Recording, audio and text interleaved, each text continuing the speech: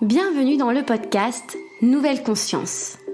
Nous discuterons ensemble de projets, d'œuvres et d'acteurs vecteurs d'espoir pour l'édification d'un monde plus respectueux du vivant et de soi-même.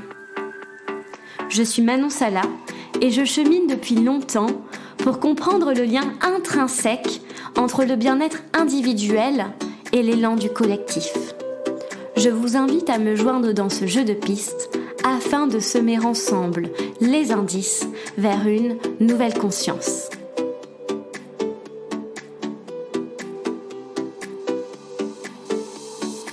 Aujourd'hui, je reçois Éléonore Théry, rédactrice en chef du magazine So Good, au micro de Nouvelle Conscience.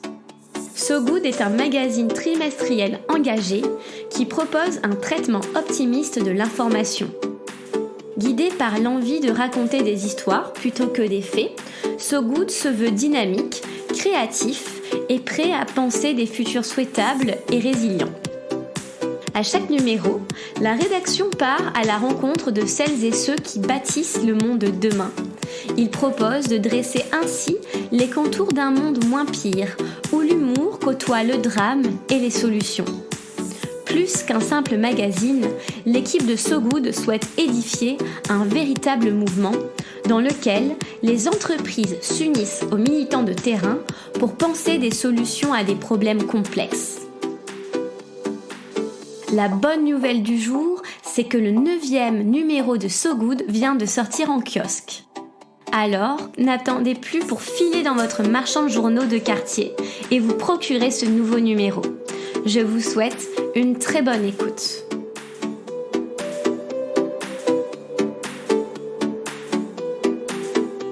Bonjour Éléonore Théry.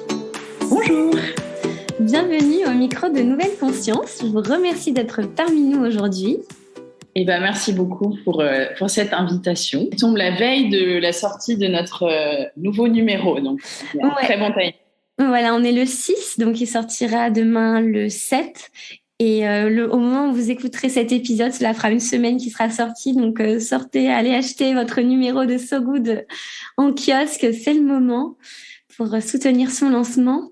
Justement, Éléonore, est-ce que vous pourriez me présenter, s'il vous plaît, le magazine avec le cœur et en conscience? J'invite mes invités à le faire avec cette façon-là, cette modalité de présence. Alors, So Good, c'est un magazine qui sort tous les 3 mois, donc 4 fois par an.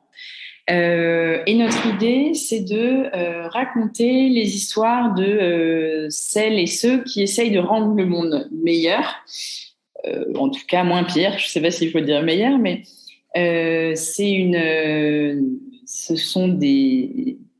une grande diversité d'intervenants. Donc ça peut être aussi bien des activistes, des entrepreneurs, des sportifs, des artistes, des penseurs, des agriculteurs, etc. Qui en fait chacun à leur manière apportent des solutions aux défis sociaux et environnementaux. L'idée, c'est de montrer que le changement est à portée de main et que le changement arrive tout autour de nous, de contrer un peu la morosité ambiante et, in fine, d'inspirer le plus grand nombre.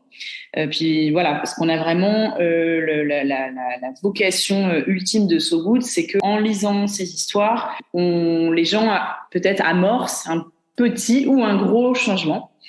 Et après, pour rentrer un peu plus dans le détail du magazine, je précise que toutes ces personnes et ces initiatives qu'on va mettre en lumière, l'idée n'est pas de les dépeindre en héros, mais c'est vraiment aussi de montrer leurs failles, leurs doutes, leurs erreurs.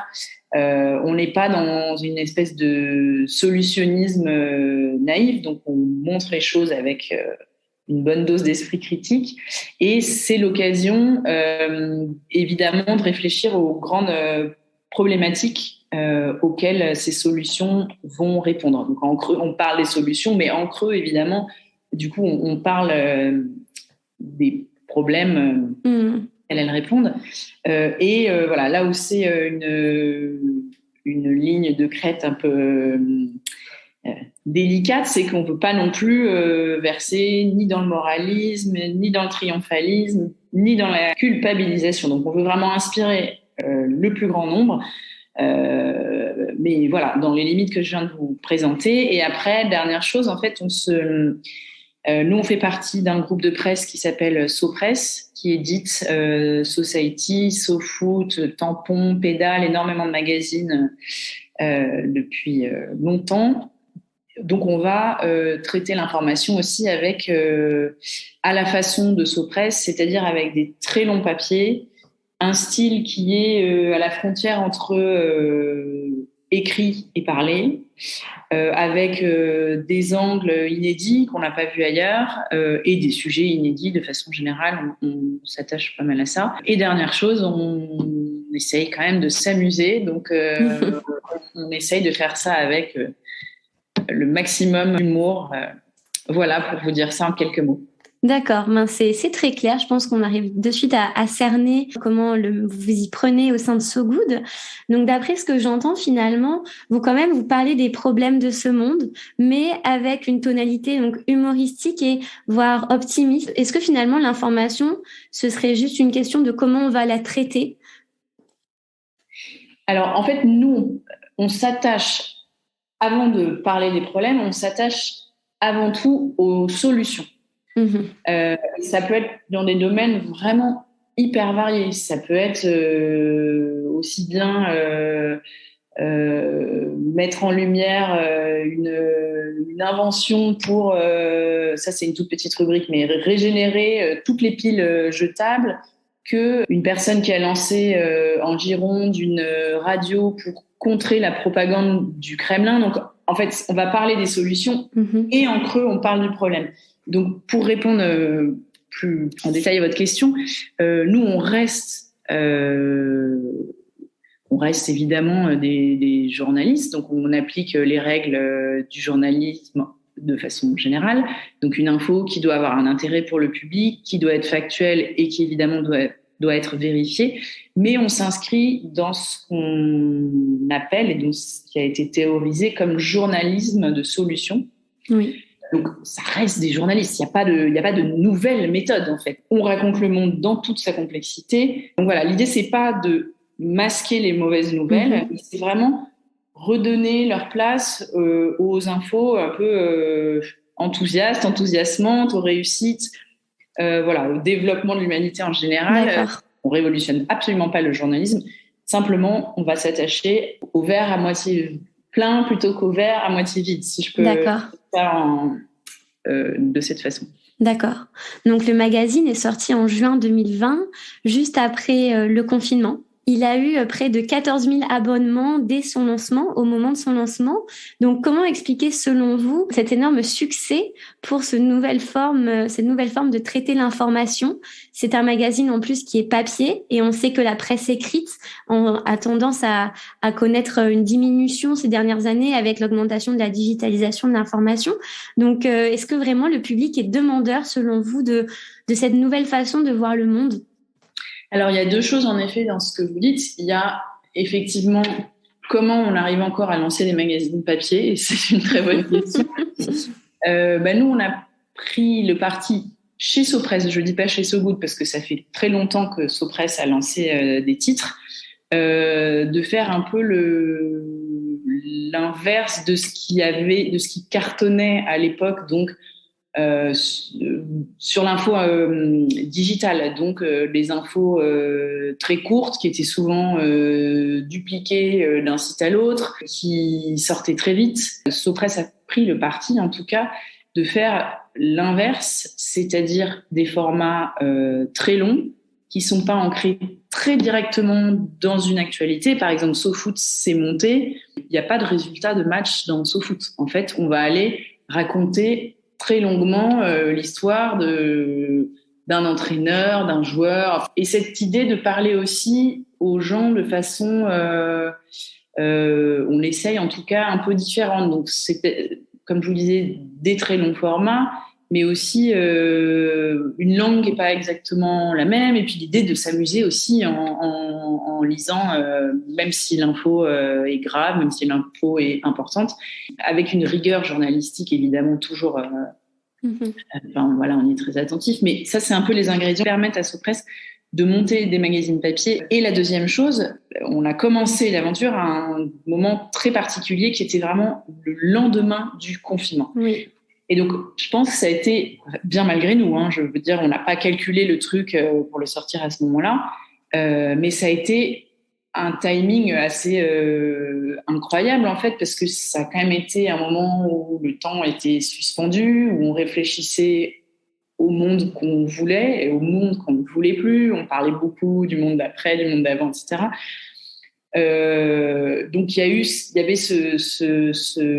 cette idée de façonner quand même un peu un monde nouveau. C'est relativement retombé, je ne vous le cache pas. Les gens aussi avaient soif de lire. Enfin, faut voir quand même la ruée qu'il y a eu dans les librairies au lendemain du confinement. Donc en fait, on est arrivé au croisement de ça. Donc, ça a participé de l'incroyable succès du premier numéro auquel on ne s'attendait vraiment pas.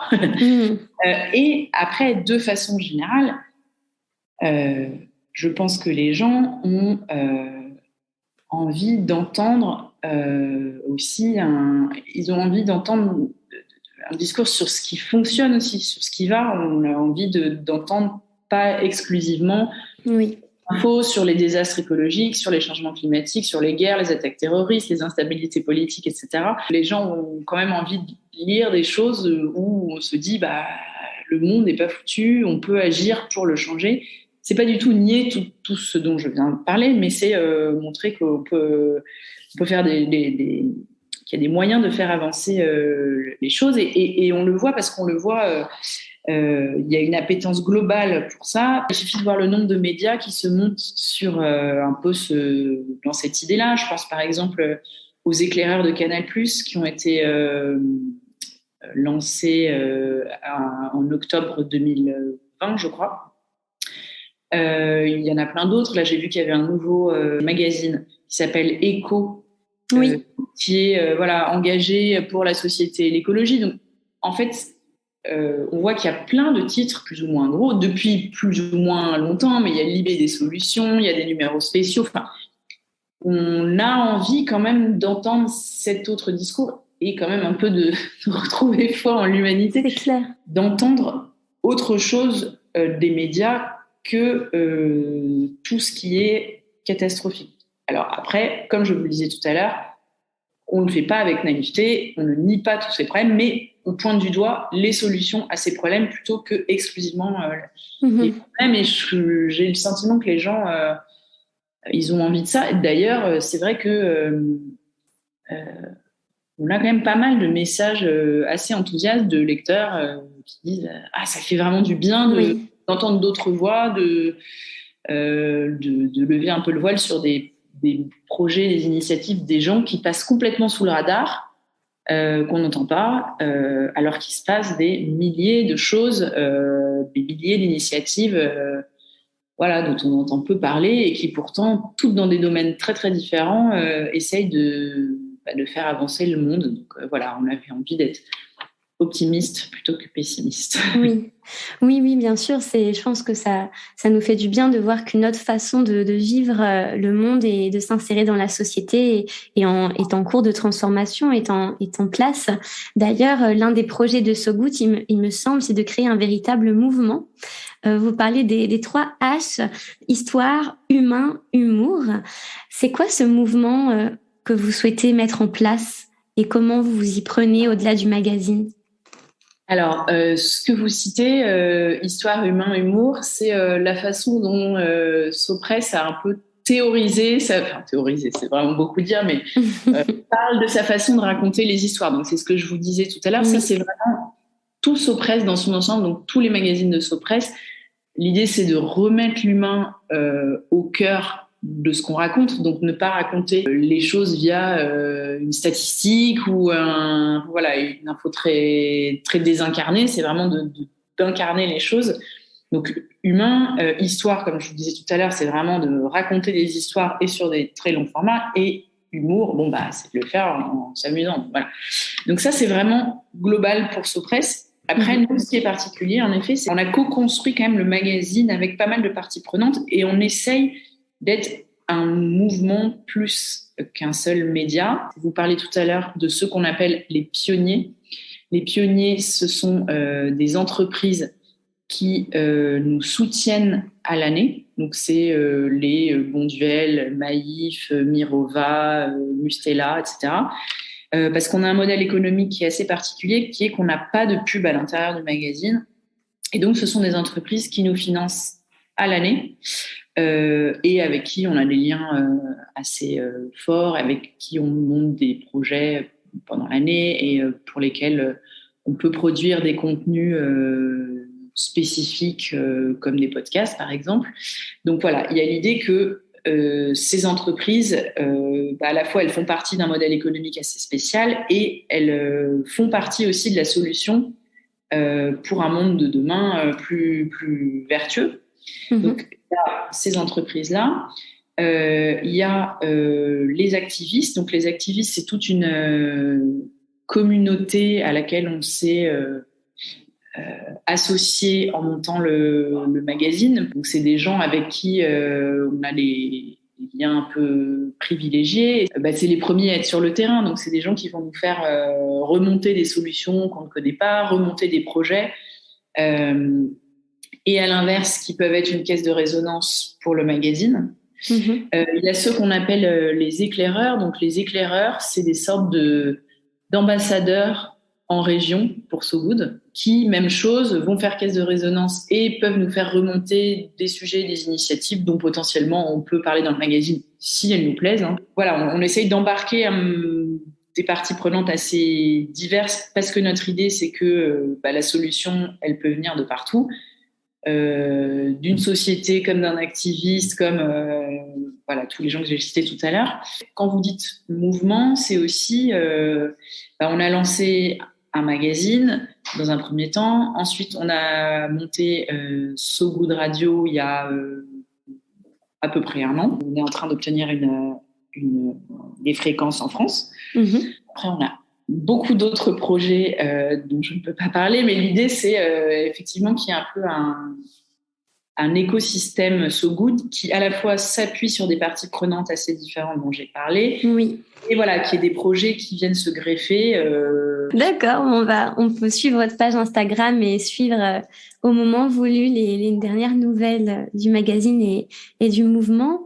Ce qui est intéressant, à ce que j'entends, c'est que vraiment vous unissez à la fois la société civile avec ces activistes qui sont sur le terrain, qui se battent pour défendre cette façon d'exister, et d'un autre côté également les entreprises, puisque vous avez des partenaires qui sont dans une autre forme de co-construction.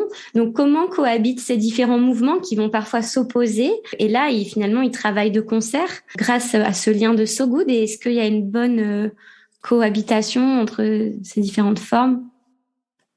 Alors oui, il y a une bonne cohabitation. Après, il y a des questions sur lesquelles il peut arriver qu'on ne soit pas d'accord. Voilà, mais comme je le disais tout à l'heure, on essaye de pas être dans le jugement, le moralisme, etc. Et notre idée, c'est on va pas embarquer des gens parfaits qui sont irréprochables sur tous les plans, qui ont coché toutes les cases pour être exemplaires.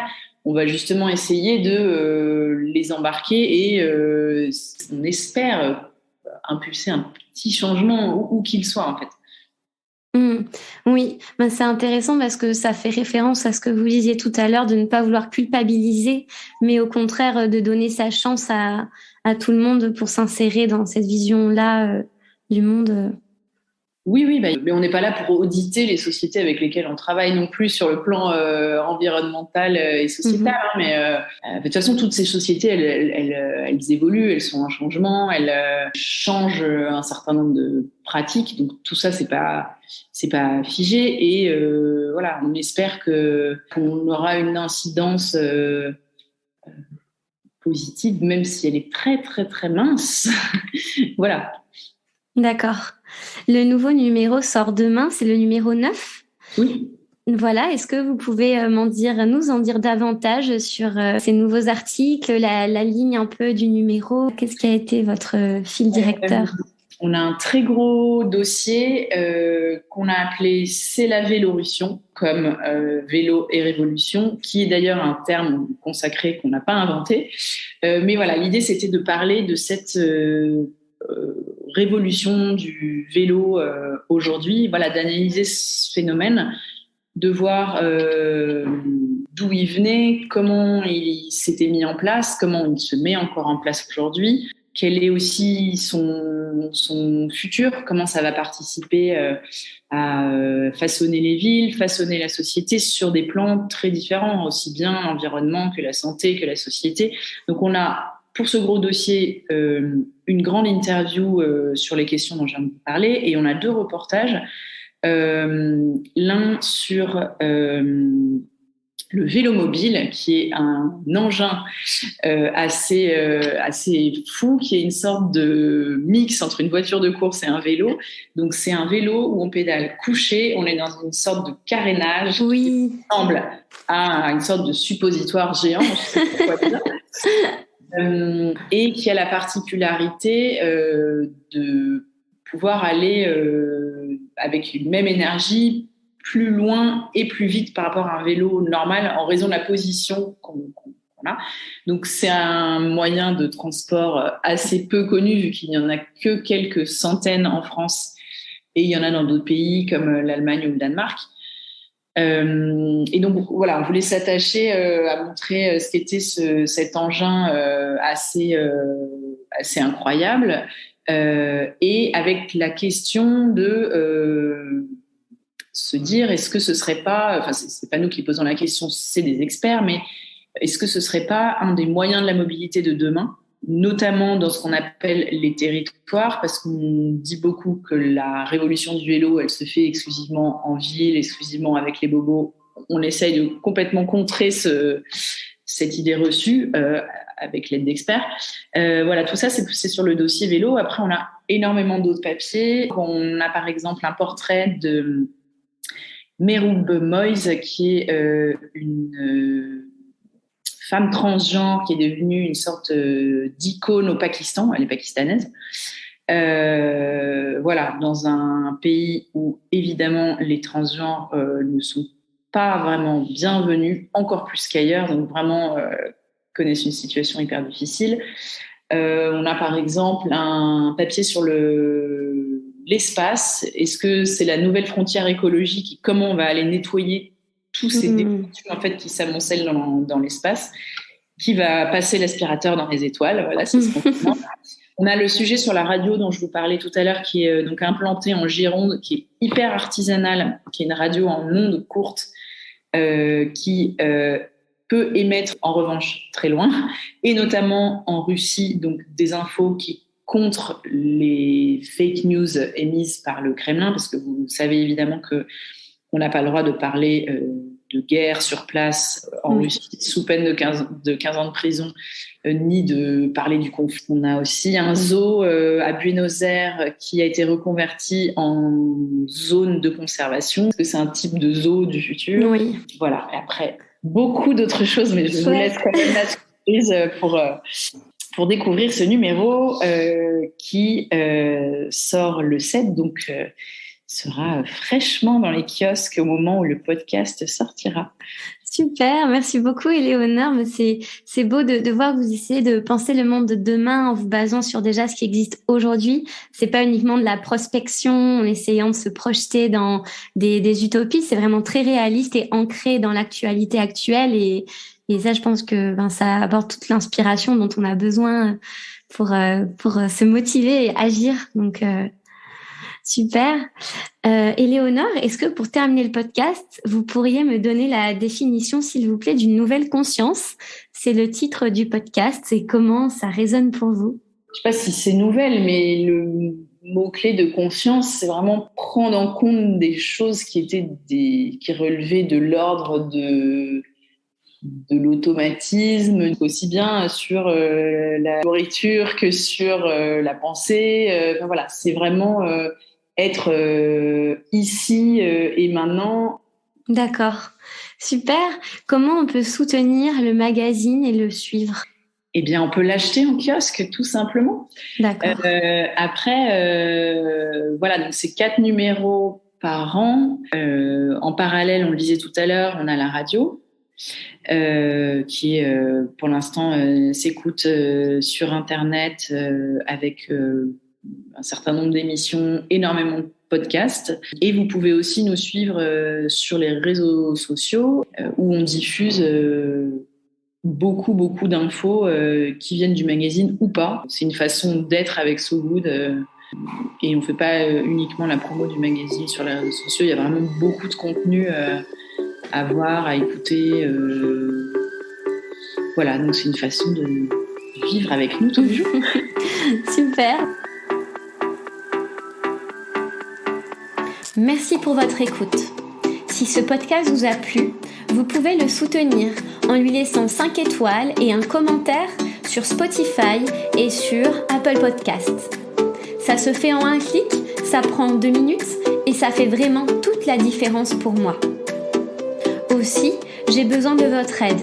Afin de poursuivre le projet de Nouvelle Conscience de façon indépendante, j'ai créé la page de financement Tipeee que vous pourrez retrouver dans ma bio Instagram @NouvelleConsciencePodcast.